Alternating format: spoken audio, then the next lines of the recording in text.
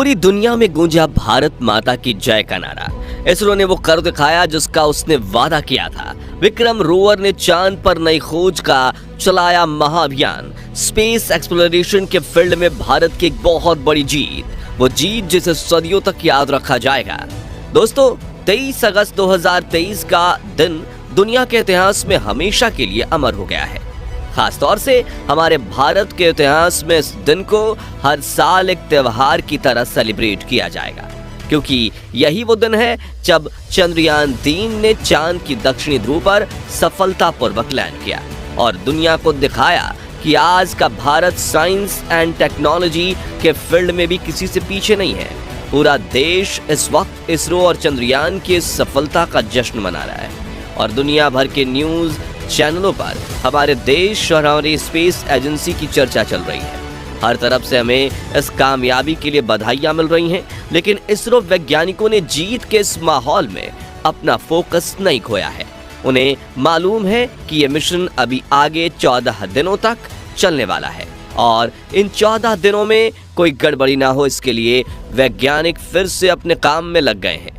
तो ऐसे में अब सवाल ये उठता है कि चंद्रयान तो सफलतापूर्वक चांद पर लैंड कर चुका है, फिर इसरो 14 दिन तक और क्या करने वाला है?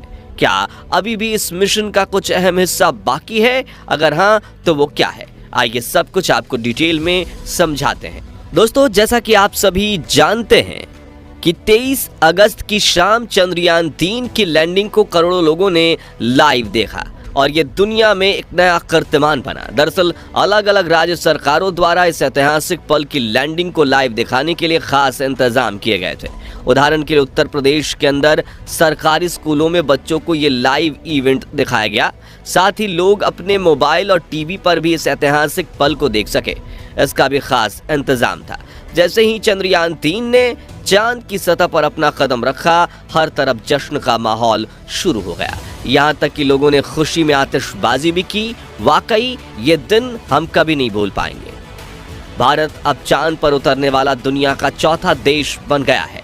सोचिए, पूरी दुनिया में सिर्फ 4 देश ऐसे हैं जो चांद तक पहुंच पाए हैं और उन 4 देशों में एक हमारा भारत है। ये सोचकर ही गर्व महसूस होता है। साथ ही चांद के दक्षिणी ध्रुव में उतरने वाले ये दुनिया का पहला देश बन गया है।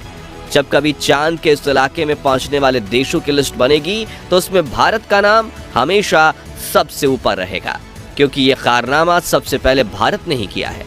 आज हमारे देश का झंडा सिर्फ धरती ही नहीं बल्कि चांद पर भी लहरा रहा है और इन सब उपलब्धियों के लिए हमें अपनी स्पेस एजेंसी इसरो और इसमें काम करने वाले वैज्ञानिकों पर फख्र होना चाहिए। इतनी बड़ी सफलता मिलने पर भी वैज्ञानिकों ने अपना फोकस मिशन से नहीं हटाया और ऐसे डेडिकेशन के लिए उन्हें दिल से सैल्यूट है। पर सवाल ये उठता है कि इस मिशन में अब आगे क्या क्या होने वाला है।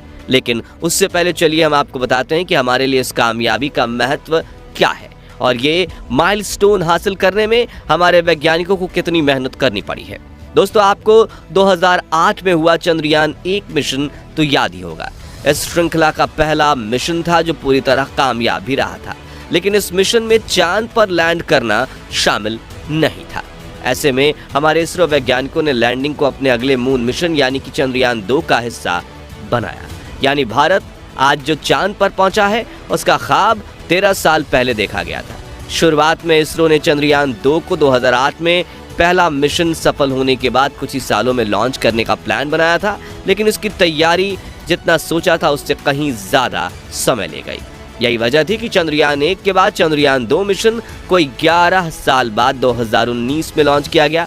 यानी आज जो कुछ हम अपने चंद्रयान 3 में अचीव कर रहे हैं उसका प्लान हमने चंद्रयान 2 में बनाया था, मगर दुर्भाग्य से हमारा वो मिशन पूरी तरह कामयाब नहीं हो पाया और चंद्रयान 2 का लैंडर अपने आखिरी कुछ मिनटों में बेकाबू होकर चांद पर क्रैश हो गया। यानी 11 साल तैयारी करके भी हम उस मिशन में कामयाब नहीं हो पाए और तब दुनिया के कई देशों ने न सिर्फ हमारी एबिलिटी पर सवाल उठाया बल्कि हमारे इस फेलियर का मजाक भी बनाया। इसलिए उन सभी देशों को जवाब देने और उनका मुंह बंद करने के लिए चंद्रयान 3 मिशन कामयाब होना हमारे लिए बहुत महत्वपूर्ण था। दोस्तों, जब चंद्रयान 2 का लैंडर चांद की सतह पर क्रैश हुआ तो उस समय कि इसरो चीफ K7 ने मिशन के आखिरी 15 मिनटों को 15 मिनट ऑफ टेरर का नाम दिया था।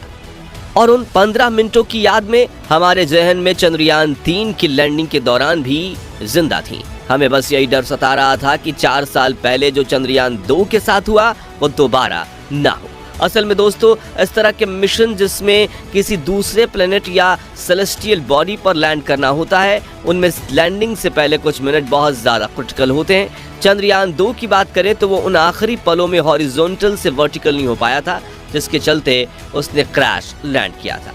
लेकिन इस बार इस तरह की सभी मुसीबतों से निपटने के लिए हमारे वैज्ञानिक पहले से ही तैयार थे। यहाँ तक कि इसरो चीफ एस सोमनाथ ने पहले ही ये कह दिया था कि चाहे चंद्रयान के सारे सेंसर्स और 2 इंजन फेल ही क्यों ना हो जाए, तब भी चंद्रयान 3